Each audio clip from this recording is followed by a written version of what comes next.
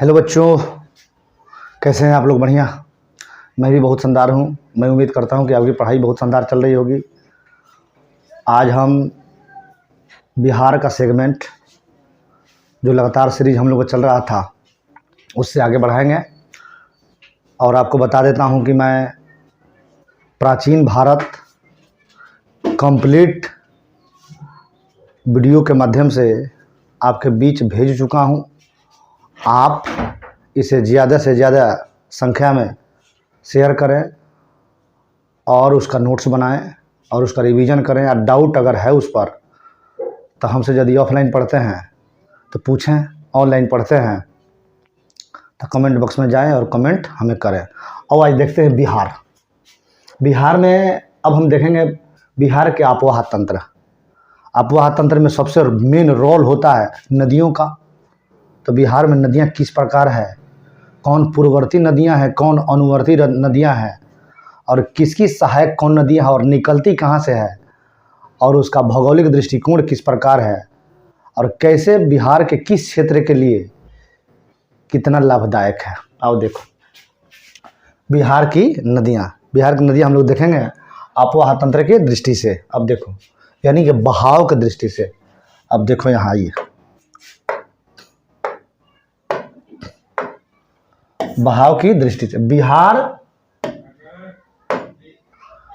अपवाह तंत्र की दृष्टि से एक समृद्ध राज्य है। यहाँ नदियाँ एवं उनकी सहायक नदियों का विस्तृत जाल है। बात सही है। यहाँ बहुत सारे नदियाँ हैं जो एक दूसरे से इंटरलिंकिंग है, एक दूसरे से जुड़ी हुई है। अपवाह तंत्र के आधार पर बिहार की नदियों को दो वर्गों में विभाजित किया जाता है। दो भागों में अपवाह तंत्र के आधार पर इसे बांटा जा सकता है। एक है आपका हिमालयी नदियाँ और दूसरा है पठारी नदियाँ। यानी कि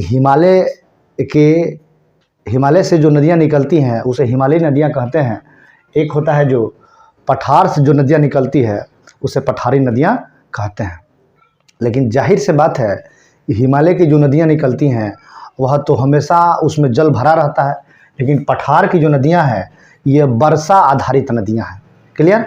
वर्षा आधारित नदियाँ हैं। वर्षा अगर होगा तो उफना जाएंगी और वर्षा अगर नहीं हुआ तो सूख जाएगी। अब देखिए हिमालयी नदियाँ पहले देखते हैं। यह सदा नीरा नदियाँ हैं, वर्ष भर जल का प्रवाह करने वाली नदियाँ हैं। अभी हमने बताया आपको ये वर्षा पर आधारित नदियाँ हैं। पठारी नदियाँ जो हैं वर्षा पर आधारित नदियाँ हैं। ये उत्तर से दक्षिण की ओर प्रवाहित होती है। जाहिर सी बात है हिमालय का विस्तार बिहार के उत्तर में ही पड़ेगा, उत्तर से दक्षिण की ओर इसका विस्तार या बहाव होगा। ये दक्षिण से उत्तर की ओर प्रवाहित होती है, ये दक्षिण से उत्तर की ओर, और हिमालयी नदियाँ उत्तर से दक्षिण की ओर प्रवाहित होती है। नेक्स्ट आओ, अब देखो हिमालयी नदियाँ, ये नदियाँ पूर्ववर्ती होती है, और पठारी नदियाँ ये नदियाँ अनुवर्ती होती है। पूर्ववर्ती अनुवर्ती का अर्थ ये हुआ कि यह नदियाँ जो होती है हमेशा सालों भर पानी के साथ प्रवाहित होती है। पूर्ववर्ती होती है, ये सूखती नहीं है। अनुवर्ती होती है, इसका मतलब ये वर्षा पर आधारित नदियाँ हैं, वर्षा पर आधारित नदियाँ हैं, अनुवर्ती है। अब देखो ये नदियाँ बड़े बड़े डेल्टा बनाती है। जाहिर सी बात है जब हिमालय से निकल के आएंगी तो बड़े बड़े डेल्टा का निर्माण करेंगी। ये नदियाँ छोटे छोटे डेल्टा बनाती है। तो पठारी भाग से निकल कर दक्षिण से उत्तर की ओर आती है तो छोटे छोटे डेल्टा बनाती है। अब देखो जो हिमालयी नदियाँ हैं ये नदियाँ बाल्य अवस्था में है, ये नदियाँ प्रौढ़ अवस्था में है, ये बाल्य अवस्था में है। ये मार्ग परिवर्तन एवं गोखुर झील बनाने वाली नदियाँ हैं। मार्ग परिवर्तन करने वाली जो नदियाँ होती है वह पूर्ववर्ती नदियाँ होती है, वह नदियाँ हिमालय से निकलती है। अब देखो ये सीधी गमन करने वाली नदियाँ होती है, सीधी गमन करने वाली नदियाँ होती है। बाढ़ की कम संभावना इन नदियों से होती है। किन नदियों से? पठारी नदियों से। और अत्यधिक जल संग्रहण के कारण बाढ़ का कारण ये नदियाँ जो आपका पूर्ववर्ती नदियाँ हैं ये बन ही जाती है। जैसे गंगा, बाढ़ का कारण है गंगा, जहाँ से गंगा निकलती है गोमुख से निकलती है। गोमुख के बाद हरिद्वार में यह एक संगम के रूप में मिल जाती है और गंगा नाम इसका हो जाता है। गंडक, कोसी, महानंदा, बागमती आदि ये बिहार की प्रमुख हिमालयी नदियां हैं जिसको हम लोग पूर्ववर्ती नदियाँ के नाम से जानते हैं। इसमें है सोन, पुनपुन, फाल्गु, अजया आदि और बहुत सारी नदियाँ हैं। क्लियर। और नेक्स्ट देखते हैं। अब देखो ये बिहार की नदियों का रूपरेखा, रंग, किस प्रकार, कैसे, कहाँ से कौन आकर मिलती है। जैसे गंगा, गंगा है ये बक्सर में चौसा के पास से ये गंगा नदी इंटर करती है बिहार में। बक्सर में चौसा के पास इंटर करती है और अंत तक जाते जाते बिहार में महानंदा के पास में जो भागलपुर का क्षेत्र है वहाँ से आगे निकलकर साहेबगंज झारखंड से होते हुए पश्चिम बंगाल होते हुए बंगाल के खाड़ी में जाकर डाउनफॉल या गिर जाती है। अब देखो यहाँ जो भी नदियाँ हैं सब गंगा की मूलतः सहायक नदियाँ हैं या उनसे आकर इंटरलिंक कर ही गई है। जैसे गंगा देखो, गंगा का ये विस्तार है, ठीक है। और यहाँ घाघरा आई के निकल के आई है। यहाँ से गंडक नेपाल से निकल के बूढ़ी गंडक ये भी आके मिली है। बागमती ये भी आके मिली है। कमला, कोसी, मेची पहले आके मिली है महानंदा में, उसके बाद महानंदा आकर गंगा में मिल गया। अब देखो यहाँ से करमनासा, सोन नदी में पुनपुन, निरंजना, फाल्गु, यहाँ से मुहाना नदी, ये मुहाना नदी आकर फाल्गु में मिल जाते हैं। यहाँ से क्यूल लास्ट में आकर आपका गंगा नदी में मिल ही जाती है। ये नदियों की, बिहार की नदियाँ का प्रमुख स्वरूप है। और नेक्स्ट देखते हैं, एक एक करके सबको देखते हैं। अब देखो नदी, उद्गम, संगम, मुहाना या बिहार में इसकी लंबाई। सबसे पहले गंगा सबसे प्रमुख नदी है बिहार की नहीं पूरे भारत का सबसे प्रमुख नदी है। गंगोत्री से उत्तराखंड से निकलती है।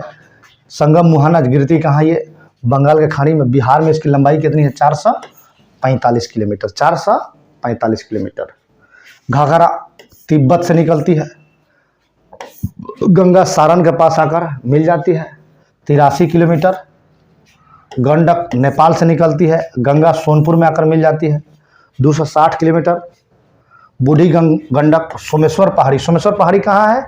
पश्चिमी चंपारण। सोमेश्वर पहाड़ी कहाँ है? पश्चिमी चंपारण। ये गंगा खगड़िया के पास आकर मिल जाती है, 320 किलोमीटर इसकी लंबाई है बिहार में। बागमती महाभारत श्रेणी नेपाल, बागमती कहाँ से निकलती है? महाभारत श्रेणी नेपाल।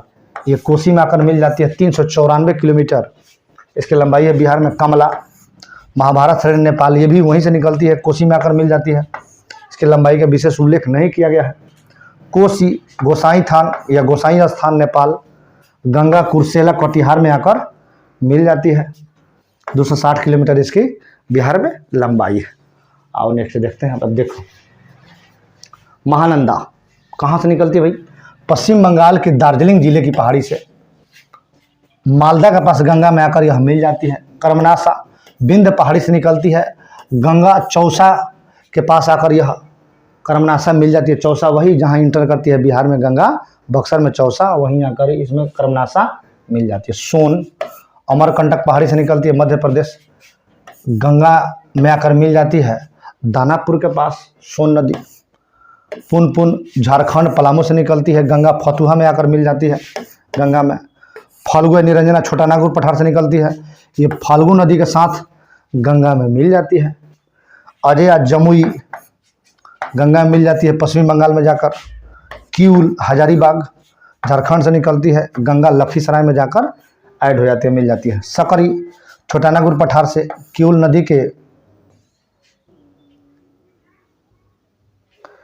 नदी के साथ गंगा में ये भी जाकर मिल जाती है। अब आओ नेक्स्ट देखो। अब गंगा नदी के बारे में थोड़ा सा विस्तार करके जानते हैं। एक बात स्पष्ट आप जानना कि मूलतः गंगा एक नदी नहीं है, गंगा एक धारा है। यह गंगा एक धारा है।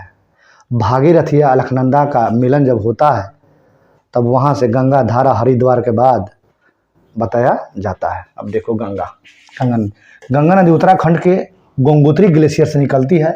इसकी लंबाई 25 कितना है? 25 किलोमीटर है, जिसमें बिहार में इसकी लंबाई 445 किलोमीटर है। देवप्रयाग में अलकनंदा और भागीरथी दोनों नदियों के मिलने के बाद इस नदी को गंगा नाम से जाना जाता है। देखो कितना बढ़िया बात है, अभी बताएं हम। देवप्रयाग में अलकनंदा और भागीरथी दोनों नदियों के मिलने से इस नदी को गंगा के नाम से जाना जाता है।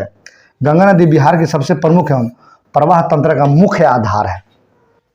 सही बात है। अब देखो, गंगा नदी बिहार में बक्सर जिले में चौसा के समीप प्रवेश करती है। अभी हमने बताया है आपको, बक्सर जिले में चौसा के समीप प्रवेश करती है और कटिहार एवं भागलपुर से सीमा बनाती हुई बिहार से बाहर कुछ दूरी झारखंड में भी रहती है, साहेबगंज का क्षेत्र, और पश्चिम बंगाल में चली जाती है। इस दौरान गंगा नदी बिहार के 12 जिलों से गुजरती है। जो कितना शानदार फैक्ट है, 12 जिलों से गंगा नदी बिहार में गुजरती है। बिहार में गंगा नदी की सर्वाधिक लंबाई पटना जिला में है। सर्वाधिक लंबाई कितना है, कहाँ है? पटना जिला में है। अब देखो, गंगा की प्रमुख सहायक नदियाँ कौन कौन है? घाघरा है, गंडक है, बूढ़ी गंडक है, कोसी है, सोन है, पुनपुन है, बहुत सारी और भी छोटी छोटी नदियाँ हैं। अन्य नदियाँ बिहार में गंगा से मिलती है, जबकि महानंदा और अजय बिहार से बाहर गंगा में मिलती है। देखो, कई बार प्रश्न पूछ चुका है कि कौन सी दो नदियाँ बिहार से बाहर गंगा में मिलती है, जो बिहार की प्रमुख नदियाँ हैं। तो महानंदा और अजय नदी या अजय नदी। बांग्लादेश में इसे पद्मा नदी कहा जाता है और अंततः बंगाल के खाड़ी में यह गिर जाती है। बांग्लादेश में इसे पद्मा कहा जाता है। नेक्स्ट आप देखो, अब घाघरा नदी के बारे में थोड़ा सा जानकारी ले लें। यह मानसरोवर तिब्बत के पास से निकलती है। कहाँ मानसरोवर? मानसरोवर बोले तो तिब्बत। बिहार के सिवान में प्रवेश करती है। बिहार के सिवान में यह घाघरा प्रवेश करती है। अब देखो, उत्तर प्रदेश और बिहार की सीमा में बहती हुई सारण में गंगा में मिल जाती है। उत्तर प्रदेश और बिहार की जो सीमा है उस पर बहती हुई सारण में गंगा में मिल जाती है। इससे कहाँ प्रवेश करती है? बिहार में सिवान, सिवान, सिवान, सिवान, सिवान के पास प्रवेश करती है। इसका अन्य नाम क्या है? सरयू है। मैदानी भागों में इसका नाम सरयू कहा जाता है। गोगरा है, करनाली है, नेपाल में इसका नाम दिया जाता है, गोगरा व करनाली। इसकी जो सहायक नदियां हैं, राप्ती है, राप्ती जिसके किनारे गोरखपुर नामक शहर उत्तर प्रदेश का बसा हुआ है। छोटी गंडक है, शारदा है, भेरी है, सेती है। ये किसकी सहायक नदियां हैं? तब घाघरा नदी की सहायक नदियां हैं, जो कि सीवान में प्रवेश करती है। बिहार के सीवान में बिहार में प्रवेश कर जाती है और इसके बारे में बताया जाता है कि इसे मैदानी भागों में सरयू कहा जाता है और नेपाल में गोगरा व करनाली कहा जाता है। नेक्स्ट आओ, गंडक नदी। गंडक नदी को नारायणी मैदानी भागों में कहा जाता है। नारायणी नदी मैदानी भागों में कहा जाता है। सप्त गंडकी या शालिग्राम, नेपाल में सप्त गंडकी और शालिग्रामी के नाम से गंडक नदी को जाना जाता है। गंडक की मुख्य शाखा धौलागिरी और अन्नपूर्णा श्रेणियाँ को पार करते समय गार्ज बनाती और बिहार में भैंसालोटन पश्चिमी चंपारण में प्रवेश करती है। अब देखो, यह उत्तर प्रदेश और बिहार के बीच 45 किलोमीटर की सीमा बनाती है। कौन? गंडक नदी। उत्तर प्रदेश और बिहार के बीच कितना किलोमीटर का सीमा बनाती है? 45 किलोमीटर की सीमा बनाती है। इसकी सहायक नदियां हैं काली, गंडक, त्रिशूली, बूढ़ी गंडक। इसकी प्रमुख सहायक नदियां हैं किसकी? गंडक नदी की। काली गंडक, त्रिशूली, बूढ़ी गंडक इसकी सहायक नदियां हैं। इसमें मिलने वाले गोल गोल काले पत्थर को शालिग्राम कहा जाता है। देखो, बहुत महत्वपूर्ण इंपॉर्टेंट फैक्ट है। इसमें मिलने वाले गोल गोल काले पत्थर को शालिग्राम कहा जाता है और शालिग्रामी इसका नाम भी है। नेपाल में गंडक को शालिग्रामी के नाम से जाना जाता है। आइए नेक्स्ट देखते हैं, बूढ़ी गंडक नदी। सोमेश्वर श्रेणी के पश्चिमी भाग से निकलकर पश्चिमी चंपारण, पूर्वी चंपारण, मुजफ्फरपुर, समस्तीपुर, बेगूसराय जिले में बहते हुए अंत में खगड़िया जिले में गंगा नदी में मिल जाती है। ये कौन है? बूढ़ी गंडक। इसका अन्य नाम सिकरहना है, ऊपरी भाग में है। इसकी सहायक नदियां हैं मसान, बालोर, तिऊर, धनौती। सब पश्चिमी चंपारण मुजफ्फरपुर, समस्तीपुर, बेगूसराय, पूर्वी चंपारण के पास जो अन्य प्रमुख सहायक इसकी नदियां हैं उसमें मसान है, बालोर है, तिऊर है, धनौती है। ये सब है इसकी प्रमुख सहायक नदियाँ बूढ़ी गंडक के। नेक्स्ट आओ, अब देखो बागमती नदियाँ। बागमती नदी, बागमती यह नेपाल में हिमालय के महाभारत श्रेणी से निकलकर बिहार में सीतामढ़ी जिले में प्रवेश करती है। बिहार के सीतामढ़ी में कौन सी नदी प्रवेश करती है? तो बागमती नदी प्रवेश करती है तथा अंत में गंगा नदी में विलीन हो जाती है। पहले यह बूढ़ी गंडक में मिलती थी, लेकिन अब यह कमला नदी से मिलकर कोसी नदी में मिल जाती है।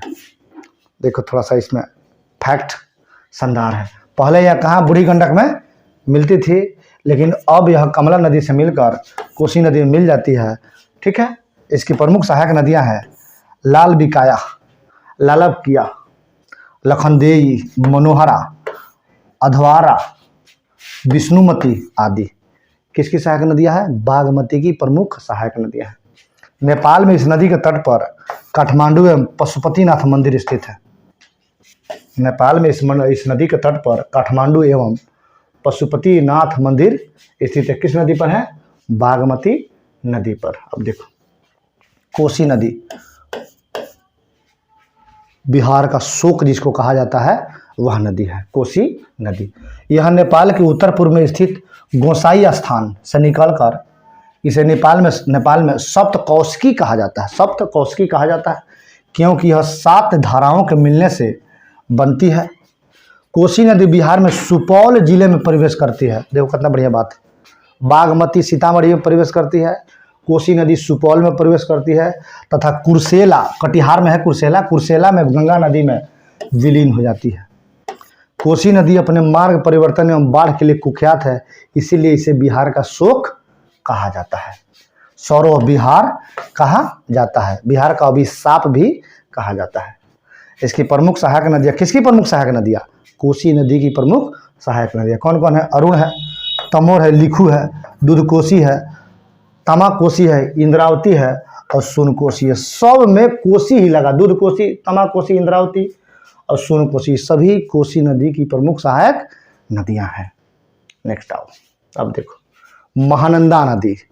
ये महानंदा नदी आपको आएगा सीमांचल के क्षेत्र में आता है महानंदा नदी। अब देखो यह पश्चिम बंगाल के दार्जिलिंग जिले की पहाड़ी से निकलकर किशनगंज, पूर्णिया, कटिहार होते हुए मालदा, पश्चिम बंगाल में गंगा नदी में मिलती है। यह उत्तर बिहार की सबसे पूर्वी नदियां हैं। देखो कितना बढ़िया बात है। यह उत्तर बिहार की सबसे पूर्वी नदी है। यह एक ऐसी नदी है जो गंगा से बिहार से बाहर मिलती है। गंगा से बिहार से बाहर मिलती है। इसकी प्रमुख सहायक नदियाँ कौन है? पैनौर है, नागर है, बालासार है और मेची है। क्या है? मेची है। नेक्स्ट आओ, कर्मनाशा नदी। इसकी उत्पत्ति विंध्य पहाड़ी से होती हुई बिहार एवं उत्तर प्रदेश की सीमा निर्धारित करते हुए चौसा बक्सर में गंगा नदी में मिल जाती है। कर्मनाशा चौसा बक्सर में गंगा नदी में मिल जाती है। यह दक्षिण बिहार का सबसे पश्चिमी नदी है। देखना ये सब थोड़ा सा कॉन्सेप्ट के साथ पढ़ना। यह दक्षिणी बिहार की, नीचे वाला बिहार की सबसे पश्चिमी नदी है। नीचे वाला बिहार जो है दक्षिणी बिहार, गया वाला क्षेत्र जो क्षेत्र है नीचे वाला, उसका सबसे पश्चिमी नदी है। कर्मनाशा नदी को अपवित्र नदी माना जाता है। क्या बात! कर्मनाशा नदी को अपवित्र नदी माना जाता है। अब देखो सोन नदी, बहुत इंपॉर्टेंट है ये सोन नदी। यह मध्य प्रदेश के अमरकंटक पहाड़ी के मैकाल श्रेणी से निकलती है।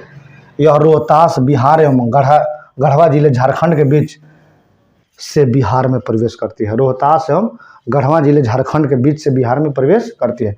रोहतास तथा भोजपुर की पूर्वी सीमा बनाते हुई मनेर दानापुर में कौन है? सोन नदी। मनेर दानापुर में गंगा नदी में मिल जाती है। ये भी पूछता है कि गंगा नदी में सोन नदी कहाँ मिलती है? तो मनेर और दानापुर में मिल जाती है। यमुना के बाद गंगा की दूसरी बड़ी दक्षिणी सहायक नदी है। सबसे गंगा के सहायक नदी यदि कोई है तो वह यमुना है, और उसके बाद दूसरी सबसे बड़ी सहायक जो दक्षिणी नदियां हैं उसमें आपका सोन है। इसकी प्रमुख सहायक नदियां हैं रिहंद है, कन्हार है, उत्तरी कोयल है। सोन नदी पर डिहरी बांध रोहतास में, इंद्रपुरी बैराज रोहतास में, बाणसागर बांध मध्य प्रदेश में स्थित है। सोन नदी पर बने नहरों ने रोहतास भोजपुर के शुष्क मैदानी क्षेत्रों को बिहार का मुख्य चावल उत्पादक क्षेत्र बनाया। जहाँ शुष्क मैदानी जो क्षेत्र था वहाँ बिहार का मुख्य चावल उत्पादक क्षेत्र बनाया, रोहतास और भोजपुर के शुष्क क्षेत्रों को। किसने? सोन नदी ने। नेक्स्ट आओ, अब देखो पुनपुन नदी, छोटी नदियाँ हैं ये झारखंड के पलामू जिले के छोटा नागपुर पठार से निकलती है, जिसको भारत का रूर कहा जाता है। खनिज संपदा की दृष्टि से सबसे संपन्न पठार यदि कोई है तो वह है छोटा नागपुर का पठार। तथा बिहार में औरंगाबाद जहानाबाद होते हुए फतुहा में गंगा में मिल जाती है। अब देखो ये भी पूछता है कि पुनपुन कहाँ गंगा में मिलती है। फतुहा पटना में ही है, फतुहा गंगा में मिल जाती है। इसकी प्रमुख सहायक नदियाँ मुरहर है, मादर है, दरधा है। यह दक्षिण बिहार की दूसरी प्रमुख नदी है। दक्षिण बिहार की कौन है? दूसरी प्रमुख नदी है। अब आइए फाल्गु नदी, बहुत फेमस नदी है। फाल्गु नदी या निरंजना नदी के तट पर एक बहुत बड़े धर्माचार्य को ज्ञान की प्राप्ति हुई, जिसे महात्मा बुद्ध कहा गया। यह हजारीबाग के पठार से निकलने वाली लीलाजन या निरंजना तथा मुहाना नदियों के मिलने से बनती है और अंततः गया होते हुए पुनपुन नदी में मिल जाती है, जो गंगा की उपनदी है। गया में, अब तक गया जी हो गया है। गया में फाल्गु नदी के पास विष्णुपद मंदिर है, जहाँ पितृपक्ष के दौरान लाखों की संख्या में हिंदू धर्म के तीर्थयात्री आते हैं। फाल्गु नदी पर भारत का सबसे बड़ा रबर डैम गया जी डैम बनाया गया है। फाल्गु नदी पर भारत का सबसे बड़ा रबर डैम गया जी डैम बनाया गया है। फाल्गु नदी के किनारे ही गौतम बुद्ध को ज्ञान की प्राप्ति हुई। अभी उसके बारे में चर्चा हम किए थे। नेक्स्ट आओ, अब देखो बिहार में नदियों किनारे स्थित प्रमुख शहर। कौन से शहर किस नदी के किनारे स्थित है? अब देखो पटना गंगा नदी के तट पर स्थित है। मोकामा गंगा नदी के तट पर स्थित है। मुंगेर गंगा नदी के तट पर स्थित है। भागलपुर गंगा नदी के तट पर स्थित है। बक्सर गंगा नदी के तट पर स्थित है। छपरा घाघरा नदी के तट पर स्थित है। हाजीपुर गंडक नदी के तट पर स्थित है। अब देखो सोनपुर गंडक नदी के तट पर स्थित है। मुजफ्फरपुर बूढ़ी गंडक नदी के तट पर स्थित है। खगड़िया बूढ़ी गंडक नदी के तट पर स्थित है। समस्तीपुर बूढ़ी गंडक। दरभंगा बागमती नदी के तट पर स्थित है। बागमती नदी के तट पर स्थित है दरभंगा। गया फाल्गु नदी।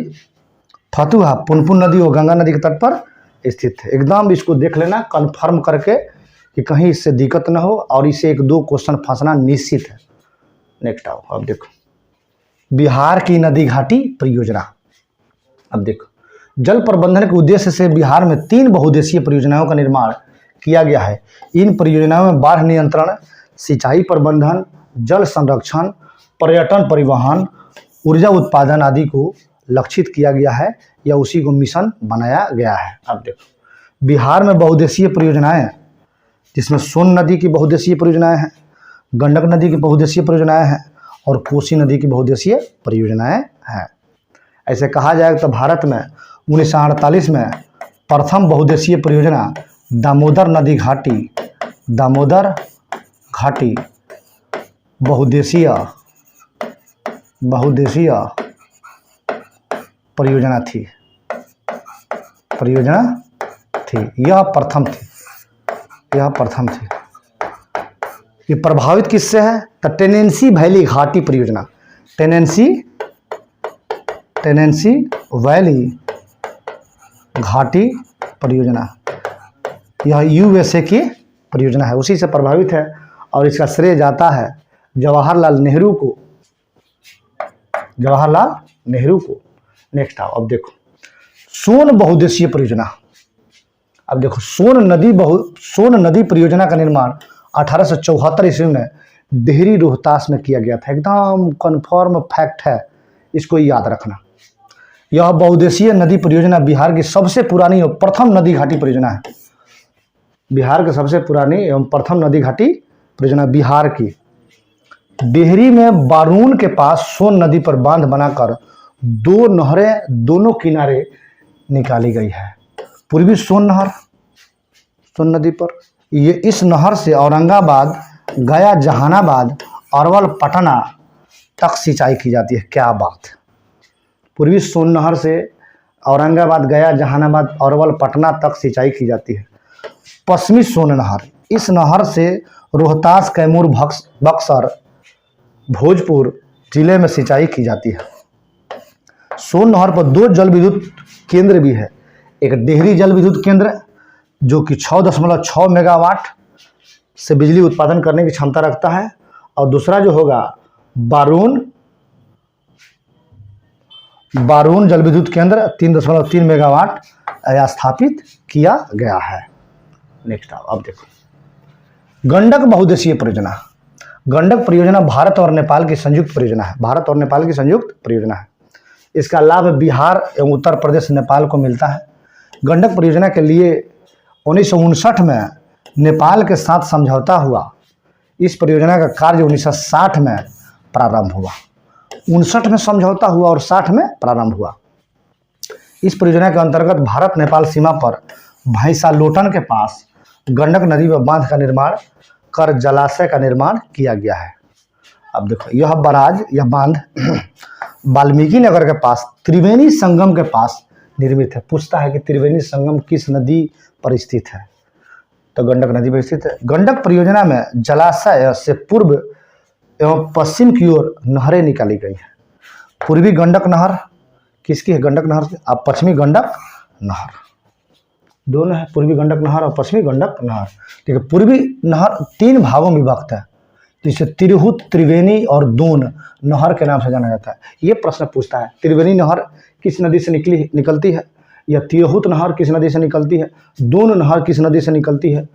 ये सब हो जाएगा आपका इसके पहले जो हम लोग गंडक परियोजना पढ़ रहे हैं उसी से। अब देखो तिरहुत, त्रिवेणी एवं दून नहर से पश्चिमी चंपारण, पूर्वी चंपारण, मुजफ्फरपुर, वैशाली आदि जिलों में सिंचाई की जाती है। पश्चिमी नहर जलाशय से नेपाल से होकर पश्चिमी नहर जो जलाशय है यह नेपाल से होकर निकलती है। नेपाल में सिंचाई के अतिरिक्त इनसे निकलने वाली सहायक नहरों से उत्तर प्रदेश में गोरखपुर, देवरिया, बिहार में सिवान, सारण में सिंचाई होती है। अब देखो इस परियोजना के तहत पूर्वी नहर पर 15 मेगावाट का जल विद्युत केंद्र स्थापित किया गया है। इस प्रकार विद्युत केंद्र पश्चिमी नहर पर भी बना है। क्या है? बना है। कॉपी बना लो इसका। अब आओ देखते हैं इसको। कोसी बहुउद्देशीय परियोजना। कोसी बहुउद्देशीय परियोजना भारत और नेपाल की संयुक्त परियोजना है। इस परियोजना की स्थापना 1953 में की गई। कब की गई? 1953 में की गई थी। यह परियोजना 1954 में लागू हुई। इस परियोजना के तहत हनुमान नगर बांध बनाकर नेपाल में जलाशय का निर्माण किया गया है। यह परियोजना 1965 ईस्वी में पूर्ण रूप से तैयार हो गया। कोसी पर निर्मित जलाशय से पूर्व एवं पश्चिम की ओर नहरों का निर्माण किया गया, जैसे पूर्वी कोसी नहर, पश्चिमी कोसी नहर। तो इससे अररिया, सुपौल, पूर्णिया आदि में सिंचाई होती है। और पश्चिमी कोसी नहर जो है इससे दरभंगा, मधुबनी, सुपौल और बेगूसराय आदि और कुछ जिलों में सिंचाई की जाती है। नेक्स्ट आप देखो जलप्रपात। जब नदी की ढाल में अकस्मात परिवर्तन आ जाए, तो अकस्मात परिवर्तन आने से तीव्र वेग से जो पहाड़ से नीचे जल गिरती है उसे जलप्रपात कहा जाता है। जैसे बिहार के प्रमुख जलप्रपात और जिला। आप देखो काकोलत जलप्रपात बहुत फेमस है, नवादा में है। दुर्गावती जलप्रपात ये भी बहुत फेमस है, रोहतास में सबसे ऊंचा है। कर्मनासा जलप्रपात बक्सर में है। धुआं कुंड जलप्रपात सासाराम, रोहतास। मंझर कुंड जलप्रपात सासाराम, रोहतास। जियार कुंड जलप्रपात भोजपुर। और उसके बाद है तेलहर कुंड जलप्रपात। ये पूछा था, ये VVI है, ये पूछता है। काकोलत पूछता है, VVI है। दुर्गावती पूछता है, VVI है। बाकी तो खैर एक बार सरसरी नज़र से सब देख लेना, कोई दिक्कत नहीं होना चाहिए।